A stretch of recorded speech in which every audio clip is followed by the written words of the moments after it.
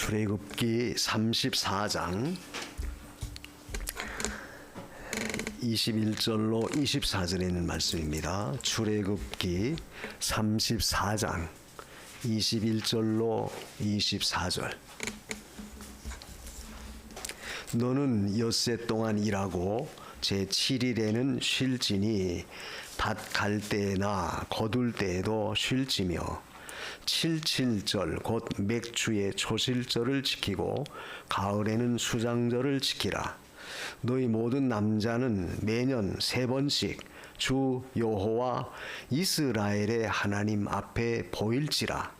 내가 열방을 내 앞에서 쫓아내고 내 지경을 넓히리니 내가 매년 3번씩 여호와 너의 하나님께 보이러 올 때에 아무 사람도 내 땅을 탐내어 엿보지 못하리라. 아멘. 24절까지는 말씀.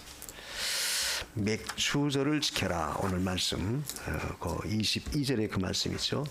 77절 곧 맥추의 초실절을 지키고.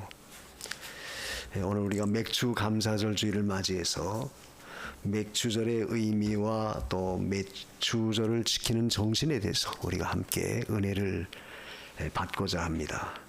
이스라엘 백성들은 언제나 꼭 3대 절기를 꼭 지켰어요. 우리가 자세한 내용은 23장에 보면 출애굽기 23장 14절에서 17절에 보면 이와 똑같은 내용들이 나와요. 거긴 좀 더 세부적으로 나와 있죠. 거기 보면 유월절 즉 무교절이 나오고 그 다음에 여기에 나오는 맥추절이 나오고 그리고 수장절 또는 장막절 초막절이 나오고. 근데 이 3대 절기라고 하는 것은 이스라엘 백성에게는 절대적인 절기예요. 왜냐하면 이 3대 절기는 세상 없어도 너희가 아무리 바빠도 무슨 일이 있어도 반드시 지켜야 된다. 이걸 지키지 못하면 너희는 백성 중에서 끊어질 것이다. 아주 엄하게 명령하셨어요. 그래서 이 3대 절기가 얼마나 중요한지 이것이 오늘날에도 우리에게 그대로 적용이 되고 있어요. 그 23장 14절 이하에 보면은 거긴 그 맥추절 아주 무교절이 나오는데, 무교절이라고 하는 말은 오늘 본문에는 무교절이 없죠. 근데 거기는 무교절이 나와요. 그 무교절은 이제 유월절을 그 다음 날부터 시작되는 것이 무교절이에요. 무교절이란 말은 말 그대로 무교교, 누룩이 없는 떡, 누룩을 넣지 않는 떡을 만들어 먹는 절기다 해서 무교절이다. 무교병이란 말이 나오죠. 성경에 무교병, 누룩 없는 떡. 유월절은 이것은 이제 그 어린 양의 희생을 통해서 이스라엘 백성들이 그 애굽의 10가지 재앙 가운데서 건짐받은 거, 이게 유월절이에요. 그 유월절은 아비벌 14일. 그러니까 아비벌은 이제 유대인의 원력으로는 정월인데, 요것은 이제 14일 저녁. 요것은 그 유월절 전날에 그리스도께서 십자가의 못을 박혔죠. 바로 그걸 의미해요. 그래서 그리스도의 희생을 통해서 결국 이스라엘 백성들이 구원을 받게 됐다. 어린 양. 왜냐하면 그 유월절에 잡히는 짐승은 제물은 반드시 어린 양이어야만이 됩니다. 어린 양. 그 어린 양은 우리가 고린도전서 5장 7절과 8절에 보면 예수 그리스도다. 거기 그렇게 말씀이 돼 있어요. 그러니까 유월절이라고 하는 것은 결국 어린 양의 희생을 통해서 이스라엘 백성들이 마지막 애굽의 10번째 재앙에서 구출받은, 구원받은, 살아남은, 그게 바로 유월절이에요. 그리고 그 다음날, 그 유월절이 밤이고 그 다음날부터 일주일 동안은 이제 무교절, 누룩이 없는 떡을 먹어라. 그걸 기념하는 일주일 동안은 성회를 열어요. 그것은 바로 이제 이스라엘 백성들이 애굽에서 나와가지고 급히 모든 자기들의 재산을 꾸려가지고, 뭐 재산 꾸릴 여유도 없었죠. 빨리 나가니까. 떡조차도 미리 준비를 못했어요. 그러니까 누룩을 넣지 않고 발효하지 못한 떡을 만들어 먹는 그것이요. 그것이 바로 무교절이었어요. 그걸 기념하라는 거예요. 그래서 이 무교절, 유월절은 결국 이제 같은 의미인데, 유월절은 어린 양 대신 그리스도의 희생, 그 피로 인해서 구원받았다. 열 번째 재앙을 내릴 때 양을 잡아서 이스라엘 백성들은 그 집에 좌우 들어오는 현관에 발랐죠. 현관문에 피를 바르고 양의 피를 바르고 그 현관문 좌우 인방에 피를 발라요. 그러면은 그 밤에 6월절 그 밤에 천사들이 칼을 차고 들어가서 애굽 사람들이 장자 마다들을 다 죽일 때, 사람으로 말하면 장자고 짐승으로 말하면 초태생 첫 새끼 그걸 다 죽이는 거예요. 근데 피가 묻어 있는 이스라엘 사람들의 집은 넘어갔어요. 천사가 이건 이스라엘 사람이구나. 그래가지고 재앙이 넘어갔습니다. 그래서 6월절이에요. 그 말이. 그래서 그걸 기념하기 위해서 그 다음 날부터 이제 누룩을 넣지 않는 그 떡을 만들어 가지고 일주일 동안을 하나님 앞에 지내는 겁니다. 그게 무교절. 무교절은 결국 죄 없는, 아까 누룩이라고 하는 의미는 성경에서 죄를 의미하는데 죄 없는 삶을 너희는 이제 살아라. 왜? 6월절 애굽에서부터 출애굽 나왔다. 출애굽했어요. 그리고 나왔으니까 이제는 너희는 애굽 사람이 아니다. 이게. 즉 애굽에서 종살이 했던 그 신분이 아니고 이제는 완전히 바뀌어졌다는 거예요. 바뀌어져서 새로운 삶을 살아가는, 가나안 땅을 향해서 올라가는 새로운 삶을 향해 살아가는 너희들이다. 그래서 누룩 없는 떡을 먹어라. 이 말은 결국 우리가 예수 피로 죄 용서함 받아 깨끗함을 받은 자가, 하나님의 자녀가 된 자가 이제는 신령한 영적 가나안의 세계, 즉 저 천성을 향해서 나가는 그 삶을 거기서 교훈해주는 그 의미가 담겨 있다. 그러니까 6월절 무교절은 결국 해방, 출애굽한 것을 기념하는 그 절기인데, 이것은 바로 오늘날 우리에겐 구원의 은총, 예수 그리스도를 통해서 구원받은 그 구원의 은혜를 기념하는 거예요. 그래서 이 6월절이라고 하는 것은, 무교절이라고 하는 것은 반드시 죄 없는 삶을 살라 하는 것을 이제 전제로 하고 말씀하셨던 거예요. 그러니까 우리가 예수 믿기 전에는 죄로 인해서 다 그죠, 멸망받아야 되지만 어린 양 희생, 그리스도의 희생으로 우리가 죄사함 받아서 자녀가 됐고 하나님의 백성이 됐으니까 이제부터는 하나님 백성답게 살라는 거예요. 그게 바로 6월절 무교절의 의미죠. 그리고 나서는 이제 그 다음에 오는 절기가, 두 번째 절기가 이 오늘 맥주절입니다. 그 본문 22절에 77절 곧 맥주의 초실절. 그래서 우리가 이 맥주절을 77절이라고도 말하고 맥주절이라고도 말하고 초실절이라고도 말을 해요. 그리고 그 레위기 34장에 보면 거기는 오순절이라고 또 이렇게 말했어요. 오순절. 그 오순절이라고 하는 것은, 이것은 이제 애굽에서 나온 6월절부터 시작해서 50일째 되는 때에 열매가 맺혔다. 열매를 거둬들인 거예요. 그래서 50일째 된다 해서 오순절이라고 하는 의미가 붙은 겁니다. 그래서 맥주절은 이름이 네 가지지만 다 같아요. 맥주절은 첫 열매가 그 땅에서 농사져서, 가나안 땅에 농사져서 첫 열매 드렸을 때 그 첫 열매가 바로 보리다. 보리를 거둬들였어요. 그래서 맥주절이다. 그 77절은 이제 무교절 7주안이 지났다. 그래서 77절. 그 초실절은 첫 열매를 드린다 해서 초실절. 그리고 50일째 되는 날, 6월절부터 50일째 되는 날에 곡식을 거둬들였다. 그래서 오순절, 이렇게 말하는 겁니다. 근데 이것은 다 같은 의미다. 한 절기인데 같은 의미예요. 같은 의미인데 그건 뭐냐? 신령한 의미는 바로 예수 그리스도를 통해서 구원받은 성도가 이제는 그 첫 열매로 받은 것이 뭐냐면 우리의 영혼이 중생함을 받는 첫 열매가 맞춰졌다. 또 그리스도의 부활 승천을 통해서 나타나신 첫 열매가 오순절이죠. 사도행전 2장에 보면 50일째 되는 날에 오순절 성령이 강림하셨어요. 그러니까 예수님 부활하셔서 40일 동안 계셨고, 그 다음에 40일째 되는 날 승천하셨죠. 승천하시고 열흘이 지난 후에 50일째 되는 날에 성령이 임하셨어요. 그게 바로 이 구약의 오순절과 일맥상통한다. 이거 같은 의미예요. 그래서 오순절은 결국 성령 강림을 통해서 예루살렘 교회 탄생, 즉 그리스도의 희생을 통해 첫 열매로 맺혀진 것이 교회가 완성되고 교회가 시작됐다. 물론 전에도 성전이 있었지만 신약교회의 태동은 결국 그리스도의 부활 승천을 통해서 나타나진 열매예요. 그게 바로 오순절.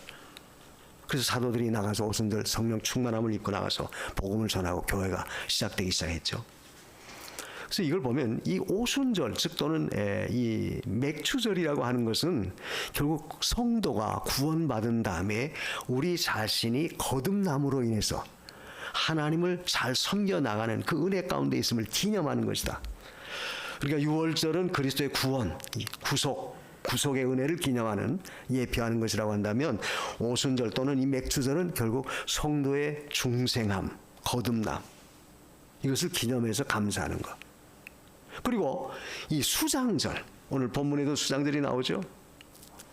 거기 23절에 보면 수장절을 지켜라. 가을에는 수장절을 지켜라.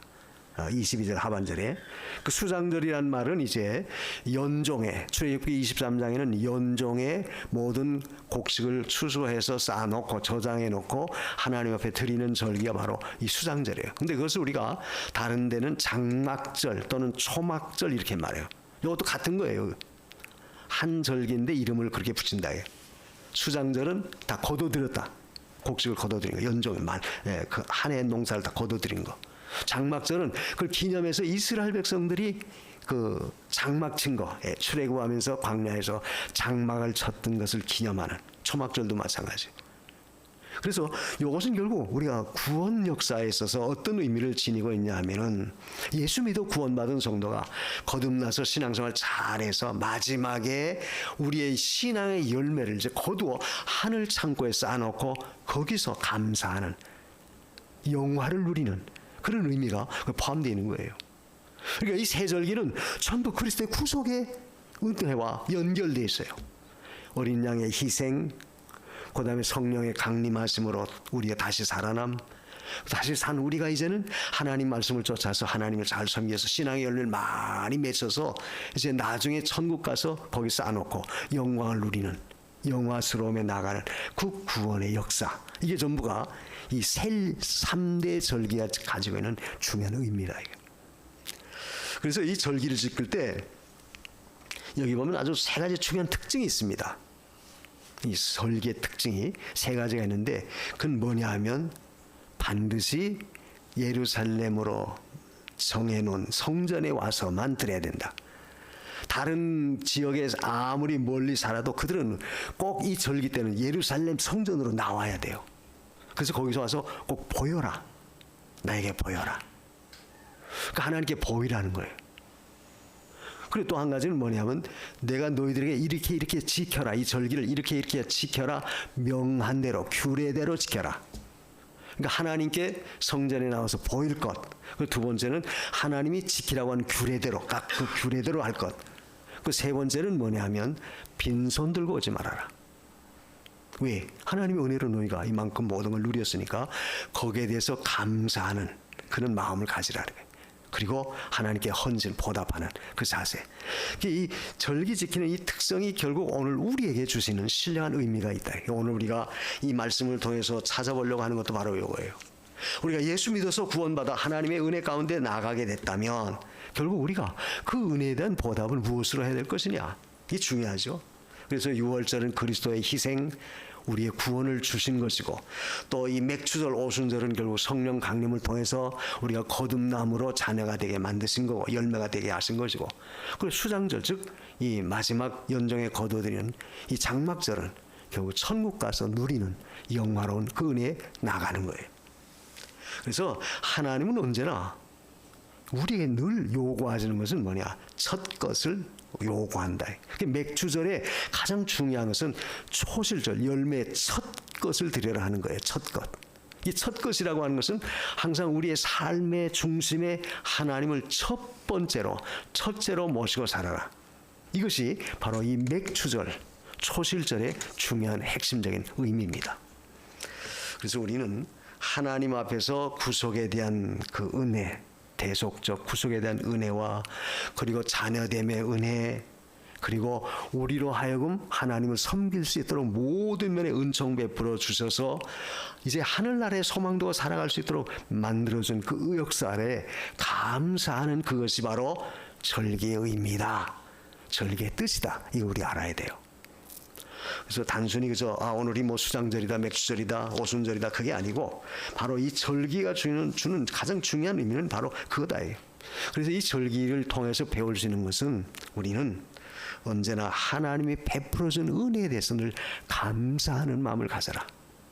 이 3대 절기의 전부를 훑어보면 결국 전부가 하나님이 하신 거예요. 자, 어린 양의 희생을 통해서 애굽에서 건져낸 것도 하나님이 하셨죠. 그 다음에 가나안 땅 그들로 하여금 들어가서 차지하게 만들고 가나안 땅에서 자기 농토를 가지고 농사져서 열매 맺게 한 것도 전부 하나님이 하신 거예요. 자기들이 한 게 하나도 없습니다. 그리고 마지막에 거둬들여서 영광 돌려드리는 것은 결국 하나님이 하셨으니까 하나님 받으시라는 거예요. 그래서 이 절기가 주는 중요한 의미는 항상 베풀어준 은혜에 대해서 너희는 늘 감사하라. 은혜를 깊이 생각하라는 거예요. 왜? 그 은혜를 우리가 감사할 때, 그 잊지 않을 때 결국 우리는 하나님 앞에 우리 자신을 헌신할 수 있고 우리 자신을 드릴 수 있어요. 신앙생활의 그 원초적 근본도 언제나 구속의 은혜에 대한 기본적인 구원의 은혜에 대해서부터 우리가 모든 것이 출발이 돼야 되지. 난 예수 믿으면 교회 나오면 뭐 잘 된다더라.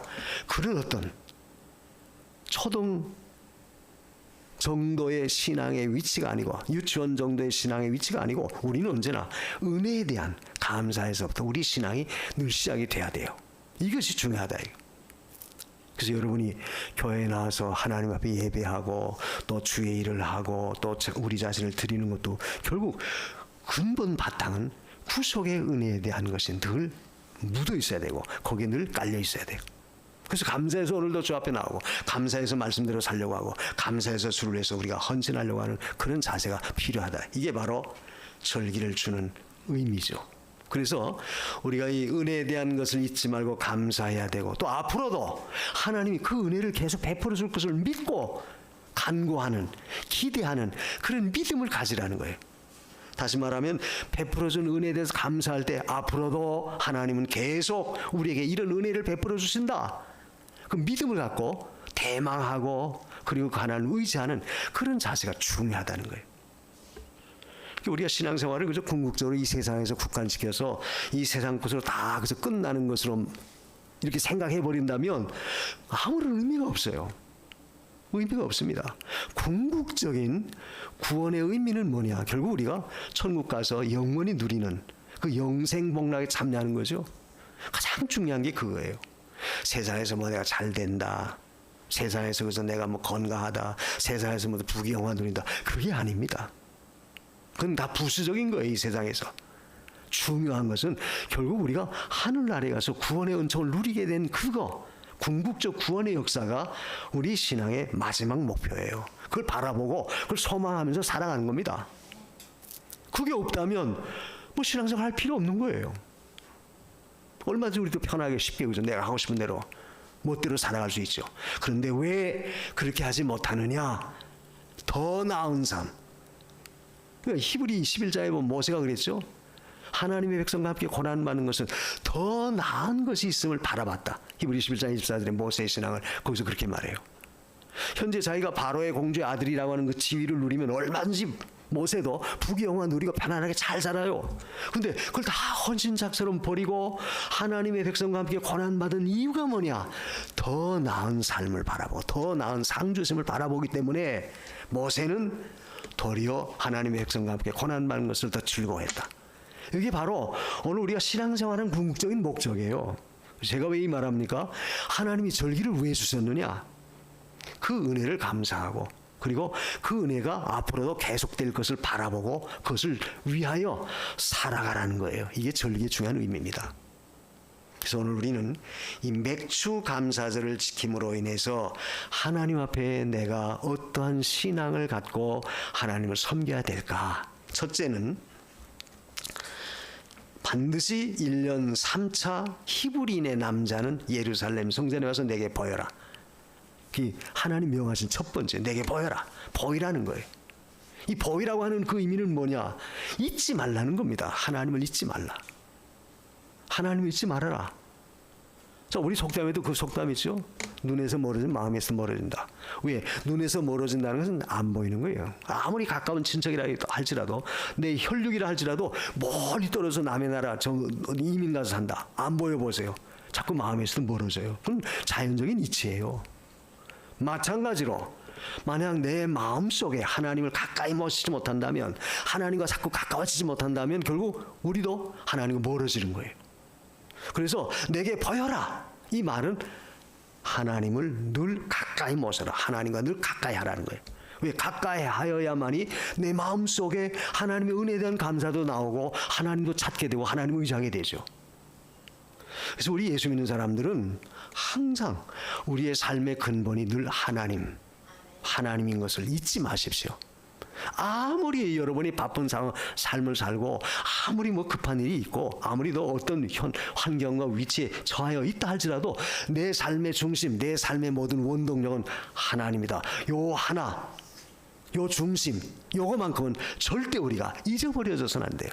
뭘 하든지, 어디 가든지, 어떤 형편에 처하든지, 지금 내가 어떤 처지에 놓여 있든지 항상 내 마음속엔 하나님을 잊지 않아야 돼요.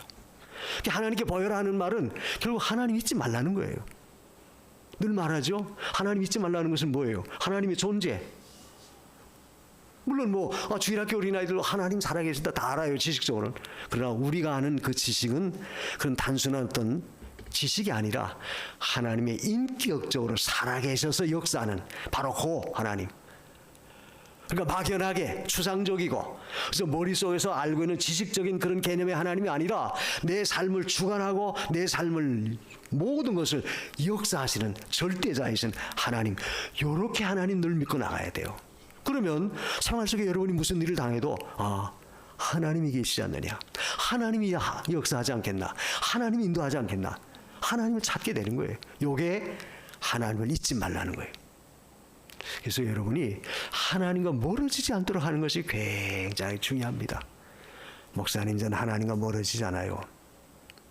그게 멀어져서는 안 돼요. 그런데 문제는 자꾸 멀어지면, 성전과 멀어지면 하나님과도 멀어져요. 멀어질 수밖에 없어요. 가까워져야 돼요. 자꾸 하나님 앞에 나오기를 힘써야 되고. 이 교회 생활이라고 하는 것이 뭡니까? 결국 우리가 하나님을 만나러 나오는 거예요. 하나님 꼭 교회만 있습니까? 물론 교회만 있는 건 아니죠. 그러나 우리가 이런 어떤 예배 의식, 어떤 생활의 신앙생활의 규례, 이걸 통해서 결국 우리가 하나님을 의식하게 되고 하나님을 찾게 되고 하나님을 마음에 다시 한번 모시게 되고 자꾸 그렇게 가까워진다. 그래서 우리는 이 교회 생활, 성전 생활을 중심하는 거예요. 얼마나 중요한지 몰라요. 그래서 하나님과 멀어지지 않도록 해라 하는 말은 잊어버리지 말라요. 늘 보여라. 그래서 보이라는 거예요. 근데 우리가 그 신명기 8장을 보면 모세가 이스라엘 백성, 가나안 땅 들어가는 이스라엘 백성에게 신신당부한 내용이 나와요.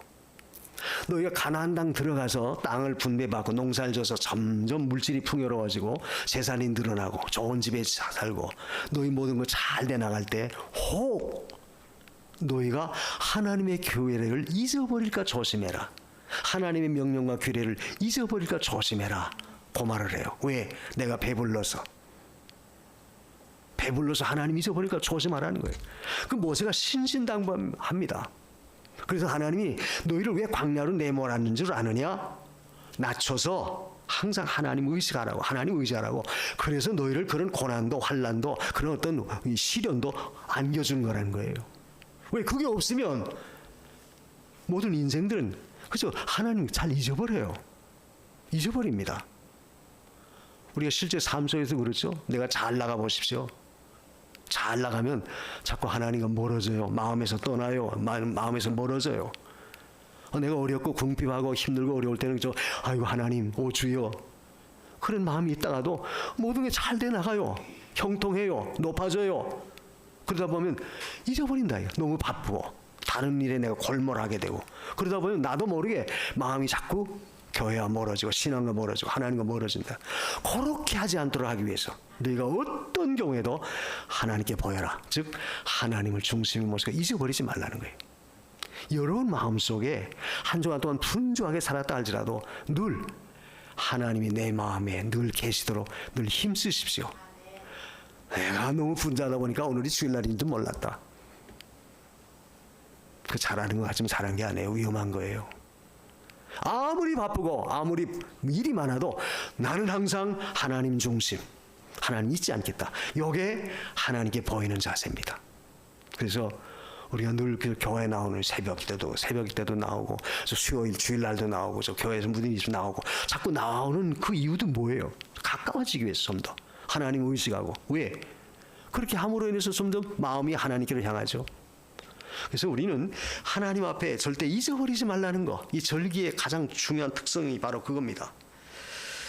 우리가 히브리 10장 25절에 보면 마지막 때에는 모든 사람들이 하나님을 떠나는 모이기를 패하는 습관이 있다 그랬어요. 마지막 때는. 왜 그렇습니까? 너무 분주하고 바쁘다 보니까. 자, 오늘날 우리 세태가 어떻습니까? 세상이 너무 급변하죠. 바빠요. 분주해요. 그러다 보니까 자연히 모이는 일을 등한히 할 수밖에 없어요. 편하게 쉽게, 그죠? 그러다 보니까 너희는 조심해라. 히브리 10장 25절에 바울이 그 말합니다. 모이를 피하는 자들의 습관같이 하지 말고 그날이 가까움을 볼수록 더욱 그리하라. 더욱 열심히 모이라. 더욱 열심히 모이라는 것은 하나님과 가까워져라. 잊어버리지 말라. 이거 잊어버리지. 여러분 교회도 자주 부지런히 열심히 나오세요. 자주 나오세요. 지나가다가도 교회 들리고. 그 말은 결국 내 중심이 하나님과 멀어지지 않도록 자기 자신을 더욱 경성시키는 겁니다. 경성시키는 거예요. 그래서 성도는 항상 하나님께 보이는 일을 늘 위주로 하라. 늘 위주로 해야 돼요. 하나님이 어디 있어도 못 봅니까? 다 아는데. 그죠? 다 알죠. 우주에 충만히 계신 하나님인데. 근데 왜 보여라. 왜 말합니까? 잊어버리지 말라, 이 하나님. 잊어버리지 말고 항상 너의 중심의 그 모든 그 기점은 하나님으로부터 시작해라. 그래서 여러분이 무슨 일을 하든지 늘 하나님 의식하십시오. 어떤 어려움이 와도 문제가 생겨도 내가 급히 해야 할 일이 있어도 항상 하나님 어떻게 할까요?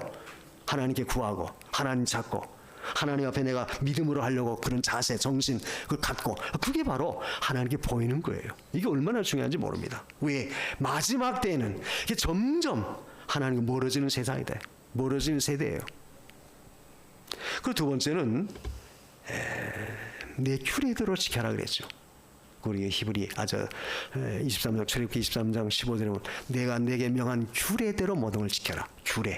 규례라고 하는 말은 뭐예요? 말씀대로, 법칙대로 하라고 말이죠. 그러니까 아무리 내가 하나님께 보여도 규례를 모르면, 말씀의 어떤 규칙, 말씀의 그 법칙을 모르면 하나님 섬기는 방법이 바로 될 수가 없어요. 바로 못 돼요. 늘 말하죠. 우리가 신앙생활의 근본 바탕이 뭡니까? 하나님 말씀을 통해서 하는 거 아니에요? 하나님 말씀이 없다면, 믿지 않는다면 우리 어떻게 신앙생활해요? 어떻게 살아갑니까? 결국 생활의 모든 규례는 결국 하나님 말씀이다. 이 말씀. 시편 110편 50절에도 주의 말씀이 나를 살렸다 그랬죠. 곤란 중에 나의 위로요. 이 말씀이 나를 살렸습니다. 나를 살리는 것이 곧 하나님 말씀. 그래서 성도의 항상 하나님 중심하는 삶의 가장 중요한 것은 언제나 말씀의 규례를 쫓아서 하나님을 섬기는 것이다. 규례. 말씀의 법도예요. 그래서 믿음이라고 하는 것은 언제나 내 마음대로 하는 게 아닙니다. 내 편리함대로 하는 게 아니에요. 하나님 말씀이 뭐라고 했느냐 그 말씀을 쫓아 우리가 해야 돼요. 우리가 그 창세기 3장에서 하와가 왜 실패했습니까? 실패한 원인이 뭐예요? 말씀에 대한 그 지식이 없었어요. 모세는 하나님께로부터 직접 그 말씀을 받았기 때문에 모세가 아니고 아담은 하나님께로부터 직접 말씀을 받았기 때문에 뱀이 와서 아무리 아담을 흔들어도 아담은 눈 하나 까딱 안 해. 야 이놈아 먹으면 죽는다고 그랬어. 네가 어디 감히 와서 나를 속여 거짓말해. 만약 아담에게 단도직입적으로 뱀이 와서 그랬더라면 뱀은 아담 못 넘어뜨려요. 근데 이 뱀이 얼마나 간교한지 측면으로 그 안에 하와를 이용했죠. 왜? 하와는 그만큼 하나님을 아는 지식이 희미했어요. 그래서 뭐라고 말합니까? 먹는 날에는 죽을 까노라. 그런 말이에요. 근데 아니죠. 하나님 먹으면 반드시 죽는다. 창세기 2장 17절에 보면 먹는 날에 정령 틀림없이 죽는다 그랬는데 하와는 지식이, 말씀에 대한 지식이 없었다. 그러니까 글쎄 혹 죽을 수 있다고 했다. 그러니까 마귀가 뭐라고 그래? 아니다. 네가 하나님처럼 될까 봐 먹지 말라고 한 거야. 그러니까 먹어라. 그러면 넘어갔어요. 우리가 호세아 6장 3절로 6절까지 보면 이스라엘 백성들이 우상을 숭배하고 하나님 떠난 이유가 뭐냐? 하나님을 아는 지식이 없어서 그랬다 그랬어요. 그게 하나님을 아는 지식이 없다. 그러니까 하나님을 알아야 될 텐데 하나님을 알지 못해요. 그 지식이 없었어요. 그러니까 결국 우상 숭배하고 배은망덕하고 하나님 곁을 떠난 거예요. 그러니까 결국 하나님이 이스라엘을 징계하셔서 이방에 붙였던 겁니다. 중요한 것은 뭐냐? 우리가 하나님을 아는 지식. 하나님을 자꾸 알아나가야 돼요. 어떻게 하나님 알아나갑니까? 하나님을 알아나가는 것은 결국 우리가 하나님 말씀을 알아나가는 거죠. 말씀을 배우고 말씀을 내가 깨닫고 말씀에 서고 말씀대로 나가는 것이 결국 우리가 하나님을 알아나가는 거예요. 그 신앙생활의 모든 패턴도 또 규칙도 전부 하나님 말씀 아니에요?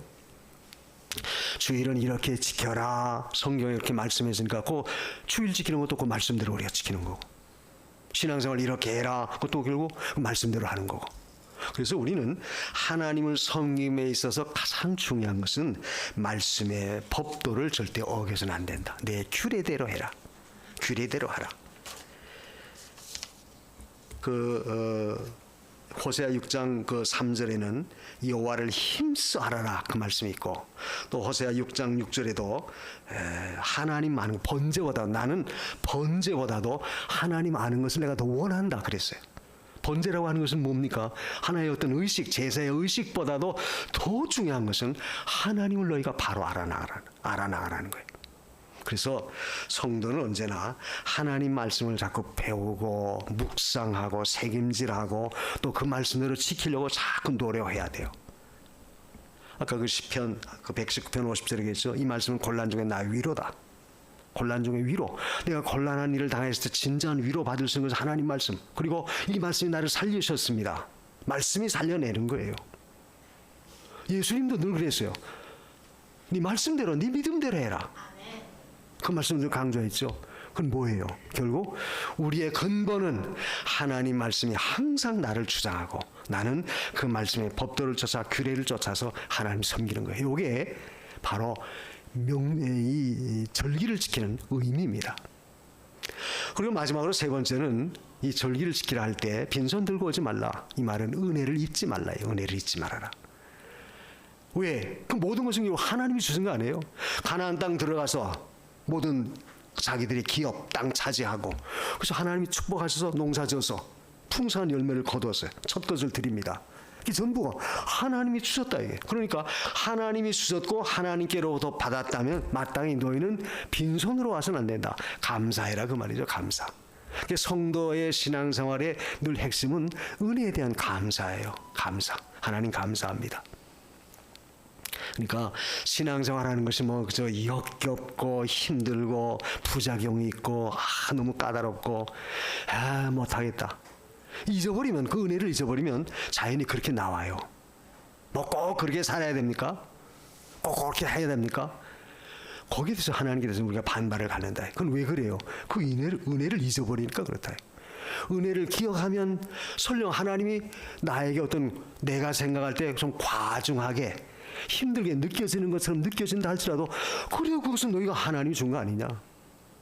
그리고 하나님이 내게 준 것을 가지고 나와라 하는 그 말은 결국 하나님 더 좋은 거, 더 많은 거 주시기 위해서 하나님이 역사하신다. 이게 하나님의 구원 역사는 공짜가 없어요. 그래서 빈손 들고 오지 말라는 것은 늘 은혜에 대한 보답, 감사를 잊지 말아라. 늘 성도의 신앙생활은 삶 속에 감사를 잊어서는 안 돼요. 우리가 데살로니가전서 5장 18절에도 범사에 감사하라. 이건 하나님이 너희를 두신 뜻이다 그래서 하나님의 소원, 뜻이다. 감사의 생활은 하나님의 소원이시고 하나님의 뜻이에요. 뜻. 그래서 우리가 생활 속에서도 늘 이 감사가 잊어서는 안 돼요. 그래서 여러분이 무슨 일 해도 하나님 감사합니다.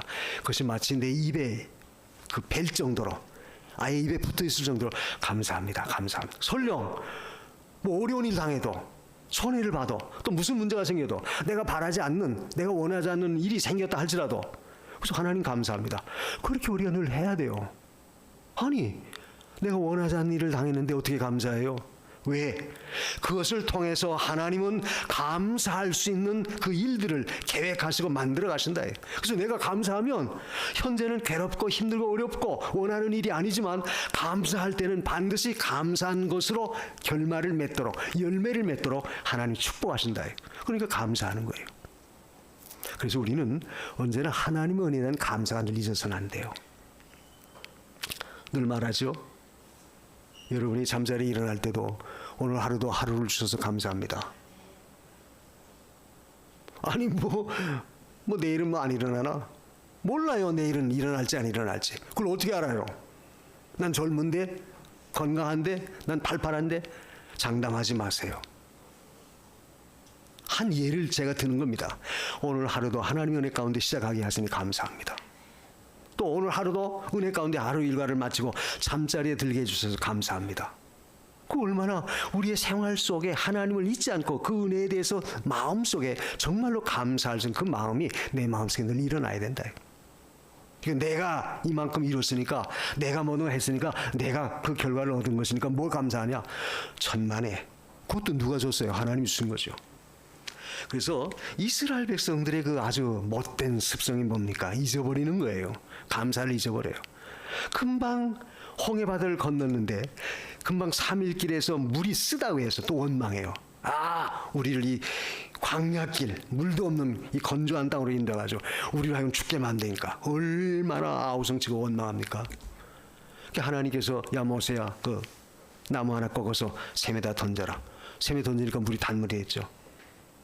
그 마라의 쓴물이 아주 하나님께 달게 만들어줘요. 그럼에도 불구하고 하나님은 늘 그들이 바라는 걸 이루어 주셨어요. 왜? 아직 모르니까. 이 말은 우리가 생활 속에 그 은혜를 모르고 철없이 나갔어도 하나님 그래도 우리를 사랑해 주세요. 그러나 더 좋은 것은 뭐냐? 늘 그런 가운데서도 하나님의 은혜를 잊지 말라. 이게 바로 뭡니까? 배은망덕하지 말라. 그래서 은혜를 잊어버리고 배은망덕하면 타락하기 쉬워요. 사람도 그렇죠. 내가 어떤 사람에게 은혜를 입었을 때 그 은혜를 배은망덕하면 그 사람은 그 사람한테 대적하게 돼요. 항상 우리는 인륜이 됐든 천륜이 됐든 하나님의 은혜에 대한 것은 절대 잊어서는 안 돼요. 나의 존재 의미도 하나님께서 하셨습니다. 우리가 시편 136편 1절에도 보면 그랬죠. 거기 여호와께 감사해라. 선하시고 인자하시고 또 긍휼이 무어 풍성하신 하나님이다. 그런데 거기에 그 시편 136편 1절에 가장 중요하게 말씀하신 것은 뭐냐면 모든 신 위에 뛰어나신 하나님께 감사해라. 우리가 그 말씀을 깊이 새겨야 돼요. 인자하시고 자비로우시고 긍휼이 풍성하시고 모든 것을 주시는 하나님이시지만 모든 신보다 뛰어나신 그 하나님, 뛰어나신 신 그분에게 감사해라. 뛰어나신 하나님이에요. 이 말은 바꿔 말하면 뭘 말해요? 뛰어나신 분을 내가 나의 하나님으로 모시고 뛰어나신 그 하나님, 나를 하나님의 백성, 하나님의 자녀로 삼아주신 거 얼마나 감사해. 그러니까 여호와께 감사해라.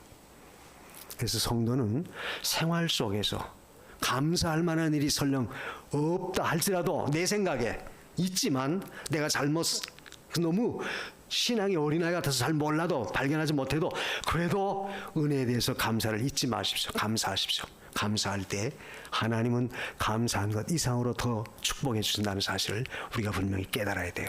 그래서 절기는 꼭 하나님께 보여라. 잊지 말아라. 그리고 규례대로 말씀을 쫓아서 하나님께 섬겨라. 그리고 빈손 들고 오지 말라. 은혜에 대해서 감사해라. 그리고 내 자신을 하나님께 헌신하는 삶을 살아라. 이것이 하나님 우리에게 요구하는 자세예요. 그러므로 우리가 골로새 3장 17절에 있는 말씀처럼 무엇을 하든지 말이나 이래나 전부 하나님으로 더불어 하라 그랬죠. 하나님을 힘입어 하나님께 감사해라. 여러분의 삶 속에 감사가 떠나지 않는다면 하나님은 여러분이 감사한 만큼 그 이상의 풍성한 감사의 열매를 맺히게 해주실 줄 믿습니다. 절기를 주신 하나님 감사합니다. 기도하십시다. 과연 내가 하나님을 얼마나 바로 아나? 하나님을 알지 못하니까 우리는 자꾸만 은혜를 잊어버리게 되고 멀어지게 되고 떠나게 돼요. 하나님을 깊이 바로 더 많이 알게 하소서. 그래서 늘 감사하며 하나님 앞에 우리 자신을 드릴 수 있는 믿음이 되게 하소서. 기도하십시다. 주님 감사합니다. 오늘도 말씀해 주시니 감사합니다.